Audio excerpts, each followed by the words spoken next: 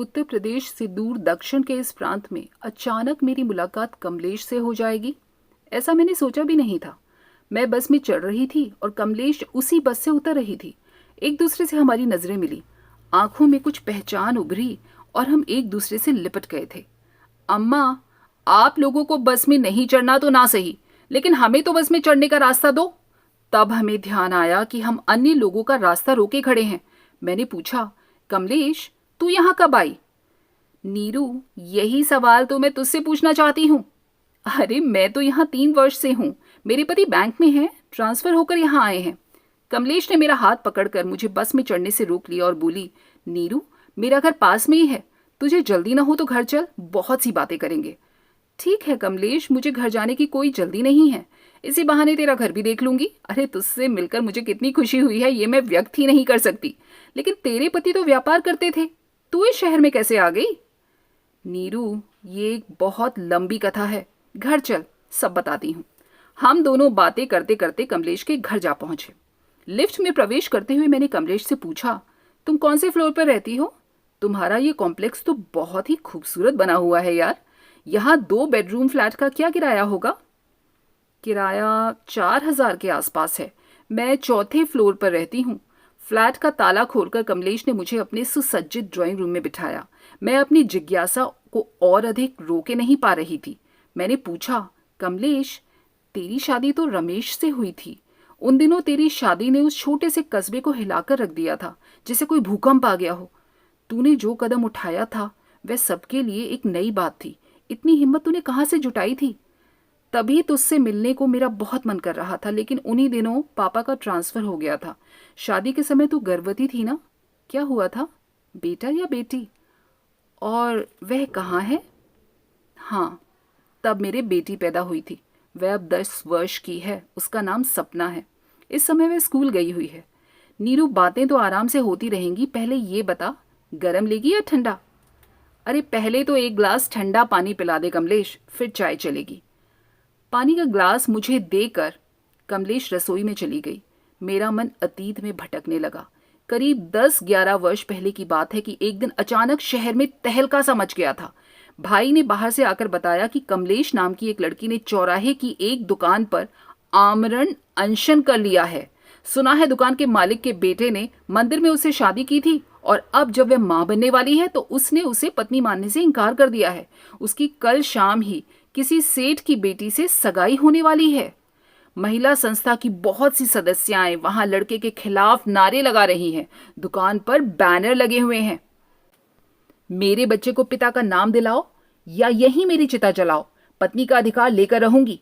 तब भाई ने ही बताया था कि कमलेश को देखने के लिए भीड़ उमड़ पड़ी है। पुलिस को स्थिति संभालनी पड़ रही है। पुलिस वहां किसी को ठहरने नहीं दे रही। लोग आते जा रहे हैं और आगे बढ़ते जा रहे हैं। यह तो मुझे बाद में पता चला था कि ये कमलेश वही है जो इंटर में मेरी दोस्त थी। कॉलेज में भी वह बहुत उदास रहती थी। अपनी सौतेली माँ द्वारा सताए जाने के किस्से वह अक्सर मुझे सुनाती रहती थी और बहुत बार तो रो भी देती थी। देखने में तो वह बहुत सीधी सादी लड़की थी। मैं कल्पना में भी नहीं कर सकती थी कि वो ऐसा कुछ भी कर सकती थी। कमलेश द्वारा चाय की ट्रे मेज पर रखने से मैं अतीत से वर्तमान में लौट आई। मेरे मन में कमलेश को लेकर बहुत सी जिज्ञासा थी, जिनका समाधान मैं कमलेश से चाहती थी। चाय पीते हुए मैं और अधिक सब्र नहीं कर पाई और बातों की धारा उसी तरफ मोड़ते हुए मैंने पूछ ही लिया, कमलेश, रमेश के क्या हाल हैं? वह कहाँ है? रमेश को तो मैंने तभी छोड़ दिया था। वह शादी भी कोई शादी थी? वह जबरदस्ती की शादी थी। वह लंबी नहीं खिंचेगी, यह तो मैं बहुत पहले से जानती थी कि तू अपने बच्चे को पिता का नाम दिलाने के लिए मुझे मजबूरी में वह सब करना पड़ा था। कमलेश, तू देखने में तो बड़ी डरपोक सी थी यार। तुझमें इतनी हिम्मत कहाँ से आ गई कि तू दुकान पर भूख हड़ताल करने बैठ गई? असल में मुझ में इतनी हिम्मत नहीं थी। इन हालातों में अन्य कुंवारी माओं की तरह मैं भी नदी में कूदकर जान देने गई थी, किंतु मुझे एक महिला ने बचा लिया। उस महिला का नाम था रत्ना। वह किसी सामाजिक संगठन की सदस्य थी। मेरी आत्महत्या का कारण सुनकर वह मुझ पर बिगड़ पड़ी। उसने कहा, एक गलती तुम पहले कर चुकी हो, अब दूसरी करने जा रही हो। गलती सिर्फ तुम्हारी ही नहीं है। प्यार में रमेश ने तुम्हें धोखा दिया है। सजा तुम अकेले क्यों भुगत रही हो? लड़कियों को इसी कायरता से लड़कों का प्रोत्साहन मिलता है। लड़की में जरा भी हिम्मत हो ना तो ऐसे लड़कों को वो सबक सिखा सकती है। एक को सबक सिखाने का मतलब है समाज के अन्य लोगों को भी सबक मिल जाएगा। इसमें सबक लड़कों को ही नहीं, लड़कियों को भी मिलेगा, ताकि वो ऐसी बेवकूफियां ना करें जिससे बाद में उन्हें शर्मिंदा होना पड़े। कमलेश, रत्ना ने कहा तो ठीक ही था, लेकिन एक बात बता, प्यार करना गलत नहीं है, किंतु प्यार में शादी से पहले सब सीमाएं तोड़ देना भी तो सही नहीं है। तू इस हद तक कैसे पहुंच गई कि गर्भवती हो गई? नीरू की तो मैंने शादी ही थी, किंतु मेरी अज्ञानता की वजह से ये शादी एक छलावा सिद्ध हुई। हमने बकायदा मंदिर में रमेश के 3 दोस्तों के सामने शादी की थी। शादी की सभी रस्में मंदिर के पुजारी जी ने पूरी की थीं, लेकिन इसका मेरे पास कोई प्रमाण नहीं था। फोटो भी अगर खिंचवा लिया होता ना, तो कुछ तो सबूत होता। शादी के बाद क्या तुम साथ रहने लगे थे? नहीं नीरू, शादी के बाद हम साथ नहीं रहे। रमेश का कहना था कि मौका देखकर वह माँ को सब कुछ बता देगा। तुम तो जानती हो कि मैं पिता के साथ बिजनेस करता हूँ। यदि उन्होंने घर से निकाल दिया तो मैं सड़क पर आ जाऊंगा, ऐसा उसने मुझसे कहा था। अतः उसने शादी की बात किसी से भी कहने को मुझे मना कर दिया। कभी कभी हम उसके एक दोस्त के कमरे पर मिल लिया करते थे। उसका दोस्त पढ़ने के लिए किराए पर कमरा लेकर वहां रहता था ना। फिर क्या हुआ?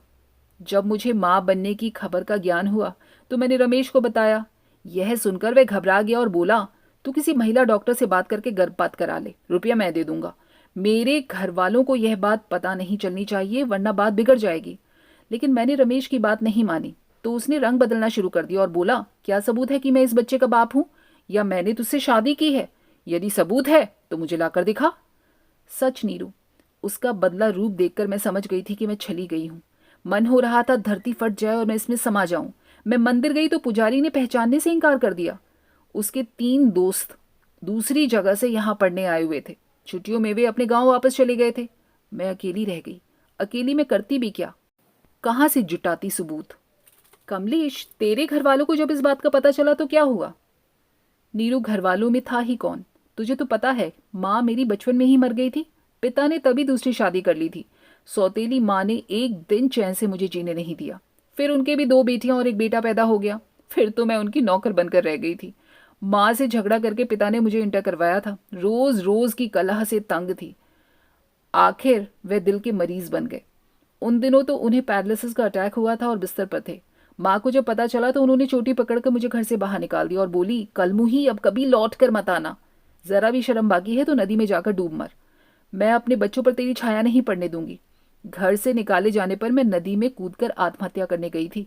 वहां मुझे रत्ना जी ने बचा लिया। फिर क्या हुआ कमलेश? रत्ना के कहने पर मैं रमेश के घर गई थी तो उसका घर सजाया जा रहा था। मालूम हुआ कि दूसरे दिन रमेश की सगाई है। उसकी माँ को मैंने अपनी व्यथा कथा सुनाई, किंतु उन्होंने उन्होंने मुझे अपमानित करके घर से बाहर निकाल दिया। फिर मैं दुकान पर गई। मुझे देखते ही रमेश का चेहरा सफेद पड़ गया। उसने मुझसे कहा, 10-20 हजार मुझसे लेकर पीछा छोड़ दे। तभी मैं वहां बैठ गई और बोली, मैं लौटने के लिए यहाँ नहीं आई हूँ। सबके सामने मुझे पत्नी स्वीकार कर, वरना तेरी दुकान पर बैठ कर ही अपनी जान दे दूंगी। वह तो दुकान छोड़कर भाग गया। थोड़ी देर बाद रत्ना महिला मंडल की सदस्याओं को लेकर वहां आ गई और उन्होंने मेरे पक्ष में रमेश के खिलाफ नारे लगाने शुरू कर दिए। हाँ, ये तो मुझे मालूम है, सुना था। रमेश के ससुराल वाले भी तो तेरे पास आए थे। हाँ, रमेश के ससुराल वाले मेरे एहसानमंद थे। वह कह रहे थे कि तुम्हारे इस कदम से ही हमारी बेटी की जिंदगी खराब होने से बच गई, वरना रमेश के दुष्कर्मों का हमें कभी पता ही नहीं चलता। वह मुझे आश्वासन दे गए थे कि हम तेरे साथ हैं, कभी किसी मदद की जरूरत हो तो हमें फोन कर देना। रमेश लापता था। फिर भी मैंने भी मन में ठान ली थी कि या तो मैं जान दूंगी और या अपना अधिकार लेकर रहूंगी। हाँ कमलेश, इसके बाद की बात तो मुझे मालूम है। शहर के कुछ उत्साही युवक दूसरे दिन रमेश को कहीं से ढूंढ लाए थे ना, और चौराहे पर ही विवाह का मंडप तैयार करके जन समूह के सामने उससे तेरी शादी कराई गई थी। सुना है उसके पिता ने भी सबके सम्मुख तुझे अपनी बहू स्वीकार किया था। शादी के बाद शायद तेरे ससुर ने ही जूस पिलाकर तेरी भूख हड़ताल समाप्त करवाई थी। यह भी सुना है कि जन समूह में से बहुत से लोगों ने कन्यादान की रस्म में भाग लिया था। खुली जीप में तुम दोनों को बैठाकर शहर में तुम्हारा जुलूस निकाला गया था। हमारे घर के सामने से भी तुम्हारी जीप गुजरी थी। तभी तो मुझे ये पता चला कि यह घटना तुम्हारे साथ घटी है। लेकिन उसके बाद क्या हुआ ये मुझे नहीं मालूम।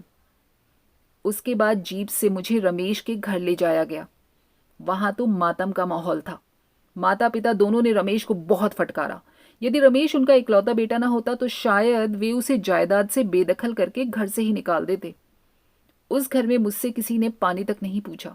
भूख से बेहाल मैं एक कमरे में पड़ी आंसू बहा रही थी। तभी मैंने सुना रमेश के पिता किसी से कह रहे थे, उस लड़की को कुछ खाने के लिए दिया है या नहीं? वैसे भी वह 2 दिन से भूखी है, मर मरा गई तो हत्या हमारे सर मड़ेगी। शहर का माहौल बिगड़ा हुआ है और हमारे खिलाफ भी है।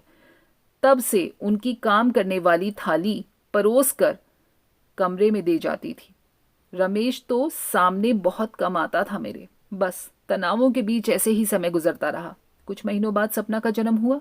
रमेश की कामवाली को मुझसे बहुत हमदर्दी थी। वह मेरी ज़रूरतों का पूरा ख्याल रखती थी। फिर भी थी तो वो उनकी नौकरानी, उसकी भी सीमाएं थी। बच्ची रोती बिलखती रहती थी। मुझे भी बच्चे पालने का अनुभव नहीं था। कमलेश, रमेश या उसकी माँ, किसी ने भी बच्ची को संभालने में तुम्हारी मदद नहीं की क्या? उन्होंने उन्होंने लोगों के डर से मुझे अपनाया था, मन से नहीं नीरू। कोई कभी यह भी नहीं पूछता था कि बच्ची क्यों रो रही है। मैं ही रमेश को बाप की जिम्मेदारी निभाने की याद दिलाती तो वह भड़क उठता था। 1-2 बार उसने हाथ उठाने की भी कोशिश की थी। उसकी माँ भी हर समय ताने मारती थी। मैं चाहती तो पुलिस में रिपोर्ट लिखवा सकती थी, जनता से, महिला संगठन से शिकायत कर सकती थी, लेकिन मैं थक गई थी और कोई नया तमाशा भी नहीं खड़ा करना चाहती थी। मैंने रमेश का घर छोड़ने का फैसला करके रत्ना जी को बता दिया था, तो रत्ना जी ने कहा था, ऐसे कैसे घर छोड़ देगी? यदि वे पत्नी और बहू का सम्मान नहीं दे सकते तो उन्हें बच्ची के पालन पोषण के लिए धन देना होगा। हम लोग उनसे बात करते हैं। धन की उनके पास कोई कमी नहीं थी। वे 1 लाख रुपये देने को तैयार हो गए। रुपये देने को वे आसानी से तैयार कैसे हो गए? रमेश के पिता तो एक बार में तैयार हो गए। शायद उन्हें यह सौदा सस्ता ही लगा होगा। पर रमेश की माँ ने डंक मारते हुए कहा था, यदि पैसा लेकर ही हमारा पीछा छोड़ना था तो उतना बड़ा तमाशा करने की क्या जरूरत थी? हम तो ये पहले भी दे रहे थे। तूने उन्हें जवाब नहीं दिया? मैं चुप कैसे रह सकती थी? मैंने भी कहा, तमाशा न करती तो आपकी शराफत का नकाब कैसे उतरता? वह तमाशा आपके लिए होगा, मेरे लिए तो एक लड़ाई थी। मैं अपने बच्चे को नाजायज औलाद की गाली विरासत में नहीं देना चाहती थी। अब आप जो दे रहे हैं वह एहसान या खैरात नहीं, हम दोनों का अधिकार है उस पर। फिर उनका मुंह बंद हुआ था। समाज के कुछ जाने माने लोग, जिनमें रत्ना और महिला संगठन की कुछ सदस्याएं भी थी, उनके सामने हमने एक दूसरे को आपसी सहमति से तलाक देने का पेपर साइन किए और 1 लाख रुपए लेकर मैंने घर छोड़ दिया। मैं उस शहर से बहुत दूर चली जाना चाहती थी। तो फिर यहाँ दक्षिण में कैसे आ गई तू? अरे, रत्ना के कुछ रिश्तेदार यहाँ रहते थे। मेरे आग्रह पर वह मुझे अपने साथ ले आई। उसके रिश्तेदारों ने मेरी बहुत मदद की। अपने घर के पास मुझे कमरा दिलवा दिया, बैंक में मेरा खाता खुलवा दिया और यहाँ आकर मैंने ब्यूटिशियन का कोर्स कर लिया। तब मेरी बेटी को वही संभालते थे। कोर्स करने के बाद मैंने एक बेडरूम का फ्लैट किराए पर ले लिया और उसके एक हॉल में ब्यूटी पार्लर शुरू कर दिया। धीरे धीरे पार्लर चल निकला यार। अब मेरे पास अपना ये फ्लैट है, इसी में ब्यूटी पार्लर चला रही हूँ। बेटी है जो 5वीं क्लास में पढ़ रही है। बस ऐसे ही जिंदगी कट रही है। मैंने पूछा, तेरी बेटी सपना कभी अपने पिता के विषय में नहीं पूछती? अरे क्यों नहीं पूछती? रोज रोज उसके द्वारा पूछे गए सवाल मुझे बेचैन कर देते हैं। पापा देखने में कैसे थे? प्रश्न का हल तो मैंने उसे शादी का फोटो दिखाकर कर दिया, लेकिन पापा कहाँ हैं? हमारे साथ क्यों नहीं रहते? अनेक ऐसे सवाल हैं जिनका अंत करना मेरे लिए बहुत मुश्किल है। मन करता है कह दूं उसके पिता मर चुके हैं, किंतु झूठ नहीं बोल पाती। उसे यही कहकर समझा देती हूँ कि तुम्हारे पिता ने हमें छोड़कर दूसरी शादी कर ली है, इसलिए वे हमारे साथ नहीं रहते। रमेश ने तो दूसरी शादी कर ली? पता नहीं, मैंने कभी उसके बारे में जानने की कोशिश नहीं की। जिस राह जाना नहीं उसका पता क्या पूछना। मैं एक दुखद स्वप्न समझकर उसे भूल जाना चाहती हूँ। क्या तेरे मन में पुनः शादी का ख्याल नहीं आता? मन का क्या है, यह तो बहुत कुछ चाहता है, पर मन को मानना पड़ता है। अपनी नियति से मैंने समझौता कर लिया है। अब तो सपना की अच्छी परवरिश करना ही मेरा एकमात्र स्वप्न है। कमलेश बहुत थकी हुई, उदास दिखने लगी थी। समय बहुत हो चुका था। दोबारा फिर मिलने का वादा करके भारी मन से मैं लौट आई थी। दोस्तों, कैसी लगी ये कहानी आपको? कमेंट करके बताइएगा। अगर पसंद आई हो तो लाइक और शेयर ज़रूर कीजिएगा और अगर चैनल को सब्सक्राइब नहीं किया है अब तक तो कर लीजिए प्लीज़। फिर मिलेंगे अगली बार ऐसी ही कुछ खूबसूरत कहानियों के साथ। तब तक अपना और अपने परिवार वालों का दिल से, ईमानदारी से ख्याल रखिए। स्वस्थ रहिए और मस्त रहिए। नमस्कार।